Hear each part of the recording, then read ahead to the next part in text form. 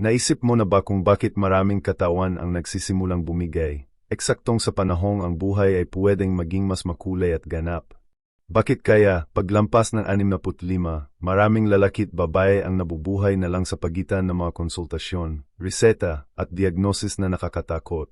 Talaga bang hindi may iwasan ang pagkawala ng sigla habang tumatanda? O baka naman mayroong isang bagay na hindi kailanman sinabi sa atin, isang lihim na laging nasa harap natin, pero hindi natin nakita.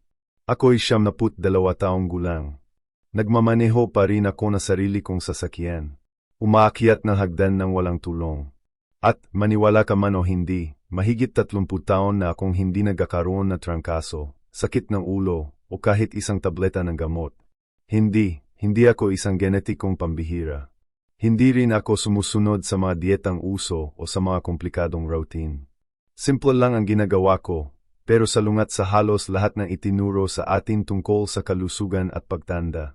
Sa loob ng mga dekada, tinuruan tayong magtiwala sa mga label, sa mga eksperto na nakaputing coat, sa pagkaing light, at sa mga madalas na check-up. Pero ang totoo, karamihan sa mga payo na paulit-ulit nating naririnig, kahit pa may mabuting intensyon, ay malalimang mali. At habang dahan-dahang nagkakasakit ang napakarami, ako'y nananatiling matatag, malinaw ang isipan, at may enerhiya pa ring sobra. Bakit? Dahil natuklasan ko ang 5 gawin na, mag-isa man o magkakasama, ay kayang baguhin ang kapalaran ng isang tumatandang katawan. Ang 5 gawin na ito ay hindi galing sa laboratorio. Galing sila sa pagmamasid, sa karanasan, sa pagtangging tanggapin na ang pagtanda ay katumbas ng pagbagsak. Bawat isa sa kanila ay sumasalungat sa isang makabagong katotohanan, at bawat isa ay inilayo ako sa dekada ng tahimik na paghihirap. Ang mas nakakatakot, lahat na ito ay nasa abot kamay lang natin. Pero walang gustong magpabatid nito sa iyo. Kung umabot ka sa puntong ito, mas malapit ka na kaysa sa inakala mo sa paglikot ng susi tungo sa iyong kalusugan. Pero magdingat, isang saglit na pagkaligaw at maaari mong makalimutan ang hibla ng lihim na ito. Hindi ito himala, hindi ito mahika. Ito ay praktikal na agham, nalimutang karunungan, at lakas ng loob para putulin ang inaasahan. Malapit ko nang ibunyag ang lahat, at ang susunod na bahagi ay maaring baguhin ang buhay mo, gaya ng pagbago nito sa akin. Ang unang gawin na lubos na nagbago sa aking kalusugan, at isinasabuhay ko pa rin hanggang gayon, sa edad na 72, ay simple lamang, pero salungat sa itinuturo na modernong lipunan. Gumigising ako ayon sa katawan ko, hindi ayon sa orasan. Parang maliit na bagay, pero ang simpleng pagbabago na ito ay nag-alis ng dekadang pagod at nagbukas ng pintuan sa isang siglang akala na marami ay imposibleng may balik pagkatapos na edad 70. Sa loob na maraming taon, para akong alipin ng alarm clock. Gigising sa pagkabigla, iinom na cup ng nagmamadali, at haharap sa araw na parang makina. Alam mo ba ang kapalit? Inis, pananakit ng kasukasuan, tuloy-tuloy na pagkapagod. Doon ko lang napagtanto, matapos akong magretiro, na namumuhay pala ako sa labas ng likas na orasan na sarili kong katawan. May tinatawag na circadian rhythm, natural na siklo ng katawan na kumokontrol sa lahat, tulog, panunaw, alaala, at petty resistensya. Kapag nilabag ito, nagkakagulo ang katawan. Parang sirang relo. Naalala ko ang aking asawa, si Teresa. Sa edad na 63, nagsimula siyang magka-insomnia. Umiinom siya ng gamot para matulog, tapos isa pa para magising. Lagi siyang pagod. Hanggang isang araw, kinausap ko siya. Sinubukan naming patayin ang alarm clock. Sa loob lamang na ilang linggo, bumalik ang normal niyang tulog. Mas magaan ang pakiramdam niya sa paggising, at ang pinakakamangha-mangha, tumigil na siya sa gamot. Malalim ang epekto noon sa akin. Doon ko naintindihan, ang katawan, hindi kailangan ng control, kailangan nitong marinig. At ikaw, kailan ka huling nagising ng kusa? Walang alarm, walang pagmamadali, walang obligasyon. Ang paggising ayon sa sariling katawan ay hindi pribilehiyo lang ng mga retirado. Ito ay isang estratehiya para sa tunay na kalusugan. Simula nang gawin ko ito, naging mas malinaw ang isipan ko, gumanda ang memorya ko, at parang bumalik ang sigla ko noong ako'y nasa 50 pa lang. Parang impossible. Hindi. Ito ang biolohiyang narespeto. May bitag na hindi sinasabi sa atin. Ang stress mula sa sapilitang paggising ay naipon araw-araw. At ang naipong stress ay sumisira sa hormones, sa presyon ng dugo, at sa tibok ng puso.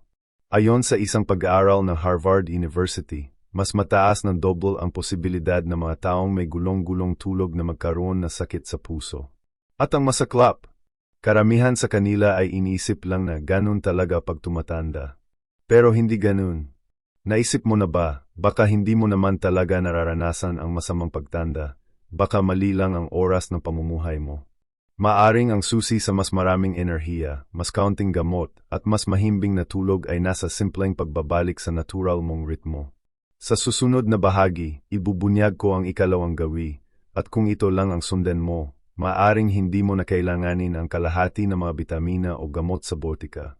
Handa ka na bang magpatuloy? Dahil ang susunod, maaring lubusang baguhin ang relasyon mo sa pagkain at sa sarili mong katawan.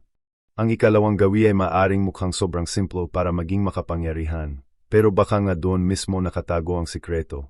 Kumakain ako ng kaunti, at nginungguya ko ang bawat subo na parang isang panalangin. Huwag mo akong intindihin ng mali, mahal ko ang pagkain.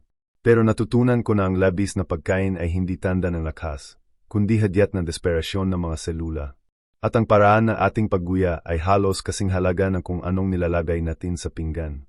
Napansin mo ba kung paano kumain ang mga taong ngayon?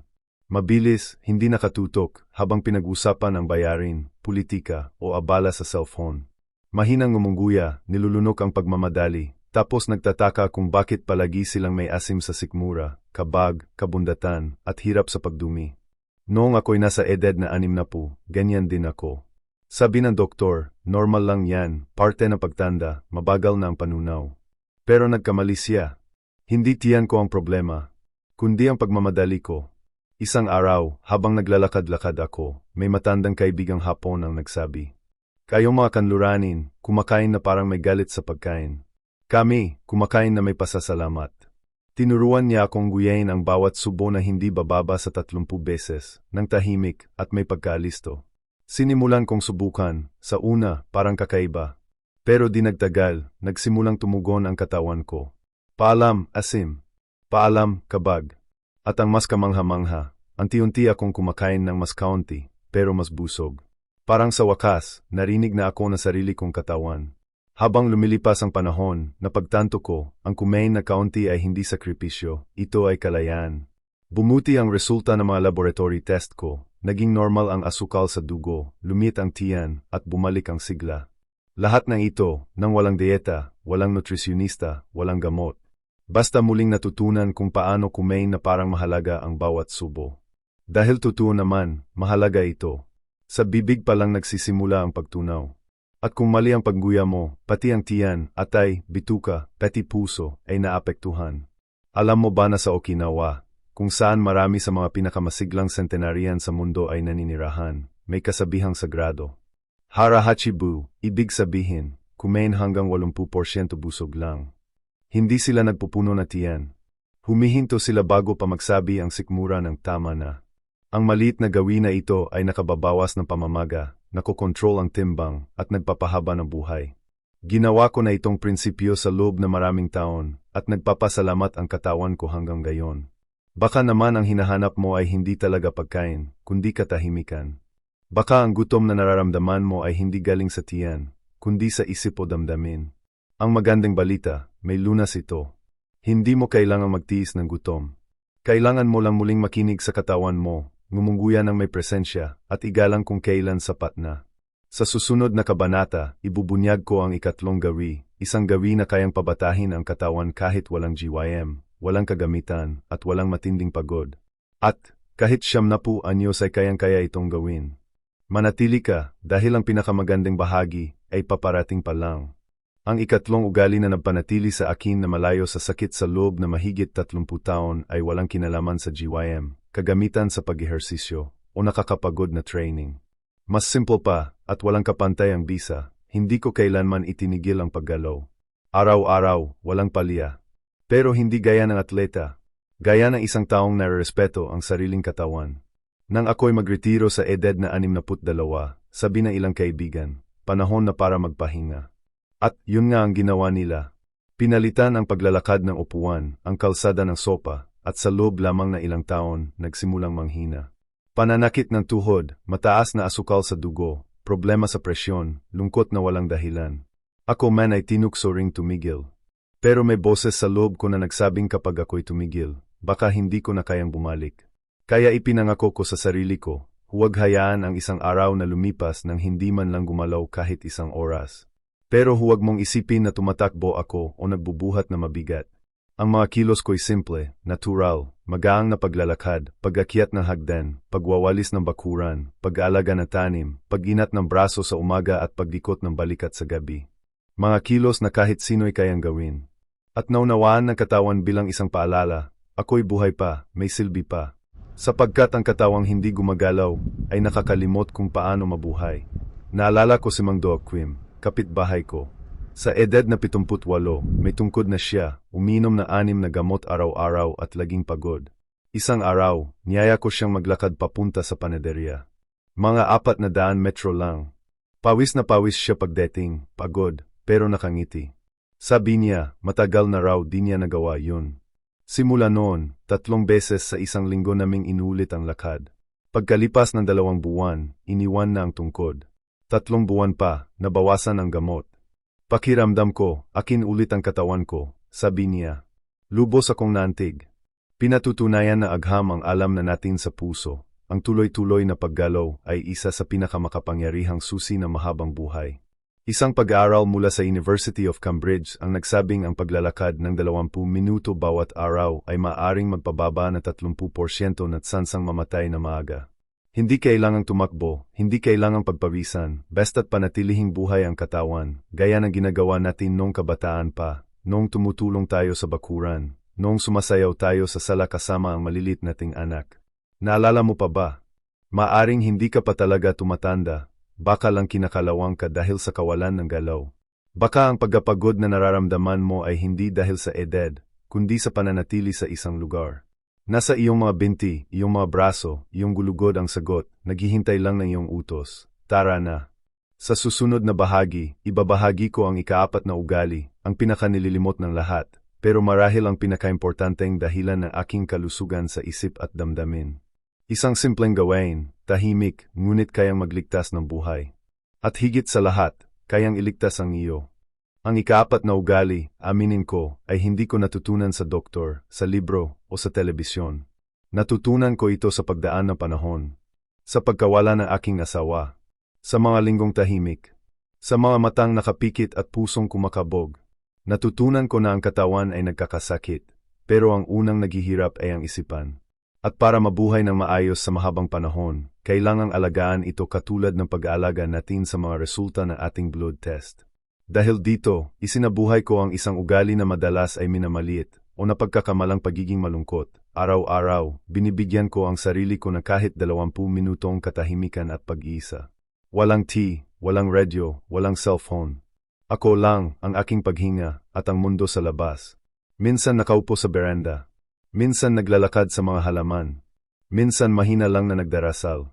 At sa katahimikang iyon ko natagpuan ang pinakamabisang gamot laban sa pagkabalisa, kalungkutan, at takot sa kamatayan.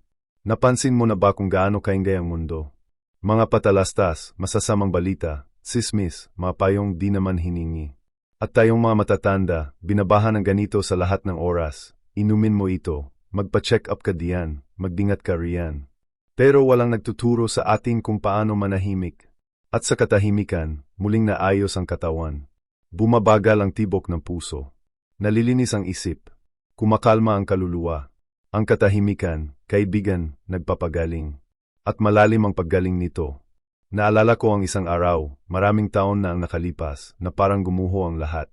Pumanaw na ang asawa ko ilang buwan pa lang, at para bang naiwan akong buhay sa panahong wala na. Binigyan ako ng apo ko ng bagong cellphone at sabi, Lolo, pwede niyo na kaming tawagan palagi. Pero para sa akin, parang lalo akong nadiin. Para bang inaagaw na sobrang impormasyon ang kapayapaan ko. Pinatay ko ang cellphone sa loob ng 1 linggo. At sa katahimikan, muling bumalik ang balanse ko. Muling bumalik ang pananampalataya ko. Muling nakita ko ang sarili ko. Unti-unting kinikilala ng agham ang matagal ng alam ng mga ninuno. Ang mga panahon ng katahimikan at pagmumini ay nagpapababa ng tsansa ng depresyon, nagpapalakas ng resistensya, at pinoprotektahan ang bahagi ng utak na konektado sa memorya. Isang pag-aaral mula sa University of Wisconsin ang nagsabi na ang matatandang nagme-meditate ay mas counting tsansa na magkaroon ng Alzheimer's. Pero hindi mo kailangang umupo sa lotus position. Tahimik lang. Huminga lang. Tumigil lang saglit. Kailan ang huling beses na tunay mong pinakinggan ang sarili mo? Kailan huling nagkaroon ng kapayapaan ang iyong isipan? Marahil hindi mo kailangan na isa pang laboratory test, kundi na counting katahimikan. Sa susunod na bahagi, ibabahagi ko ang ikalima at huling ugali, ang pinakamagandang lahat, at marahil ang pinakamahalaga para sa puso. Dahil walang katawan na tatagal, kung wala itong dahilan para patuloy na tumibok. Nahanap ko na ang akin, at maaring matagpuan mo rin ang sayo. Ang ikalimang ugali ang pinakamalalim, pinakanakaantig, pinakahindi nakikita, at para sa akin, ang pinaka-essential. Dahil walang saysay ang paggising ng maayos, pagkain ng tama, at paglalakad araw-araw kung ang puso ay hungkad. Ang nagpabuhay at nagpanatili sa aking kalusugan, hanggang sa edad na 72 ay ang pagkakaroon ng layuning mas malaki kaysa sa sarili ko. Isang bagay na bumabangon ako araw-araw para gawin, na nagpapakislap sa aking mga mata kahit pagod ang katawan. Noong pumanaw ang aking asawa, inakala kong tapos na rin ang panahon ko. Ang mga araw ay tila napakahaba at ang katahimikan napakabigat. Hanggang sa isang araw, tinanong ako ng isa sa aking mga apo, "Lolo, pwede mo po ba akong turuan kung paano mag-alaga ng taniman?" Ang tanong na iyon ay muling nabsindi na apoy sa loob ko. Unti-unti, nagsidatingan ang ibang bata sa kapitbahayan. At bago ko namalayan, ako na ang naging guro ng lupa sa aming kalsada.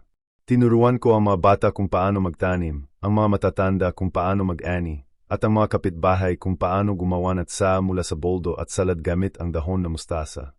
At doon sa lupa, muling tumibok ang puso ko ng may saysay. Alam mo ba na ayon sa mga pag-aaral, ang mga matatandang may malinaw na layunin sa buhay ay nabubuhay ng halos 7 taon na mas mahaba kaysa sa mga taong basta na lang naghihintay ng paglipas ng panahon. Ang pagkakaroon ng dahilan para mabuhay ay hindi lang emosyonal, ito'y pisyolohikal. Tumutugon ang katawan kapag alam nitong kailangan pa siya. Kapag nararamdaman nitong may halaga pa siya. At maniwala ka, lagi tayong may mayalay, isang kwento, isang payo, isang nilutong kakanin, isang alaala. Marami sa mga kaibigan ko ang nagkasakit pagkapagretiro nila. Hindi lang dahil sa kawalan na kilos, kundi dahil sa pagkawalan ng pagkakakilanlan. Habang buhay silang tinukoy sa pamamagitan ng kanilang propesyon, engineer, doktor, negosyante. At nang huminto sila, tila nawala rin ang kanilang pagkatao. Natuto ako na kailangang baguhin ang papel natin sa buhay. Gayon, ako ang lolo, ang tagapag-alaga ng taniman, ang tagapagsalaysay ng kwento sa plaza. At hindi lang ito ang bumubuhay sa akin, ito ang nagpapagaling sa akin. Dahil kapag inalagaan natin ang ibang tao, inalagaan din ng katawan natin ang sarili nito. Napag-isipan mo na ba kung ano ang papel mo ngayon? Kahit may mga limitasyon, kahit may mga pagkalugi sa buhay, posibleng hindi mo pa nadidiscover kung gaano kalaking gamot ang iyong presensya sa isang tao. Marahil ang kwento mo, ang presensya mo, ang yakap mo ay ang siyang eksaktong kailangan ng mundo. At kung ikaw ay magiging mulat, mapapansin mong, ang layunin ay hindi nawawala sa pagtanda, nag-iiba lang ito na anyo. Sa susunod at huling bahagi, pagsasama-samahin ko ang 5 ugaling ito sa isang mensahe, isang katotohanang matagal kong iningatan, pero ngayon ay nararamdaman kung kailangan ko nang ibahagi. Isang katotohanang maaring magbukas ng pinto ng iyong kalusugan, kapayapaan, at pag-asa, anuman ang edad mo. Malapit na tayo sa katapusan, pero ang pinakamahalagang bahagi ay paparating pa lang. Kung nakarating ka hanggang dito, binabati kita. Hindi dahil pinakinggan mo ako, kundi dahil pinakinggan mo ang sarili mo. Dahil ang lahat ng ibinahagi ko dito ay hindi tungkol sa akin, ito ay tungkol sa iyo. Tungkol sa buhay na maaari mo pang mabuhay. Sa mga araw na paparating pa. At ngayon, gusto kong sabihin sa iyo ang isang bagay na bihirang sabihin ng direkta. Ang pagtanda ay hindi isang sentensya. Isa itong pribilehiyo. At maaari itong maging pinakamalinaw, pinakamalaya, at pinakamasayang yugto ng iyong buhay, kung alagaan mo ang tunay na mahalaga. Sa loob na maraming taon, pinalagay sa atin na ang pagkakasakit ay bahagi na lang ng pagtanda. Na normal lang ang uminom na maraming gamot. Na ang pananakit, pagkapagod, at pagkalimot ay hindi may iwasan. Pero ako ang buhay na patunay, at marami pa akong kasama, na hindi ito totoo. Hindi ako mas magaling kaysa iba. Nagbasya lang ako na araw-araw, pipiliin kong gumawa ng simpleng bagay, nang may tiyaga. Gumising ng may pakiramdam sa katawan, kumain ng may kamalayan, kumilos ng may paggalang, pinatahimik ang isip, at pinakain ang kaluluwa ng layunin. Yun lang. At iyon na ang lahat. Pero ang sikreto ay hindi lang sa ginagawa mo. Nasa paraan kung paano mo tinitingnan ang sarili mo. Hanggat inisip mong matanda at limitado ka, ganun din ang magiging tugon ng katawan mo. Pero kapag nakita mo ang sarili mo bilang isang taong may halaga, may tinig, at may lakas, susunod ang katawan. Ang siyensya ay may tawag dito, epekto ng sariling imehe. Ako, tinatawag ko itong pamumuhay ng may pananampalataya. Pananampalataya sa iyong kakayahang magbago, magsimula muli, at sorpresahin ang mga doktor na nagsabing wala ka ng pag-asa. Naalala ko si Aling Irene, isang kaibigang muling nakasalubong ko sa edad na 85. Malungkot siya noon, may depresyon, at sinabing wala na akong silbi. Umupo ako sa tabi niya, ibinahagi ang mga ugali ko, at tinulungan siyang gumawa ng bagong routine. 3 buwan pagkatapos, nagpadala siya ng munting sulat. Nabuhay akong muli, at nagsimula ang lahat sa isang maikling lakad at isang pleto na pagkaing maayos kong ngumungayin. Minsan, ganun lang talaga, kailangan lang ng isang taong magsindi ng ilaw. At kung ako man ay naging ilaw na yon para sa iyo, lahat na ito ay naging sulit. Gayon, nasa iyong mga kamay na ang desisyon. Hindi mo kailangang baguhin ang lahat sa isang araw. Pumili ka lang ng isa sa 5 ugali. Isa lang. At simulan bukas. Gumising ng dahan-dahan. Gumuya ng mabagal. Maglakad ng 20 minuto. Manahimik ng 0 minuto. Tumawag sa apo. Diligan ang halaman. Gumawa ng isang maliit na bagay, pero may puso. Dahil ang sikreto na mahabang buhay ay hindi nasa mamahaling milagro. Nasa mga simpleng gawin na ginagawa ng may layunin. At kapag tinanong ka kung ano ang sikreto mo para mabuhay ng matagal, nang malinaw ang isip at masigla, makakangiti ka at masasagot ng buo ang loob. Natuto akong pakinggan ang katawan ko. At sa wakas, natuto akong alagaan ang sarili ko. Dahil hinding-hindi huli ang lahat para magsimula. Hindi huli para magbago. At higit sa lahat, hindi huli ang lahat para mabuhay ng may dignidad, kalusugan, at ligaya hanggang sa huling araw. Handa ka na ba? Dahil ang bago mong buhay ay nagsisimulang gayon. Kung may sinabi ako rito na tumama sa iyo, kung may alaalang naalala, sakit na gumising, o pag-asang muling nagningas, huwag mong hayaang mawala iyon. Mag-subscribe ka na sa channel na ito. Dito, bawat video ay nililikha ng may respeto, katotohanan, at malasakit para sa mga taong alam na marami pa ang pwedeng mangyari. Dahil ang kalusugan, malinaw na pag-iisip, at kagalakan matapos ang edad 60 o kahit 70 ay hindi milagro. Isa itong landas. At hindi mo kailangang tahakin ito mag-isa. Tuloy natin ang pag-uusap na ito. Magpalitan tayo ng kwento, magbahagi ng lumang sikreto at bagong tuklas. Ang pagtanda ng may dignidad ay possible at nagsisimula sa isang simpleng desisyon, manatiling mausisa, bukas at naroroon. I-click ang subscribe at sumama ka sa komunidad na naniniwalang ang oras ay hindi umaagaw sa atin. Ito ang tunay na nagpapakilala kung sino tayo. Marami pa tayong pwedeng maranasan. At mararanasan natin ito nang magkasama.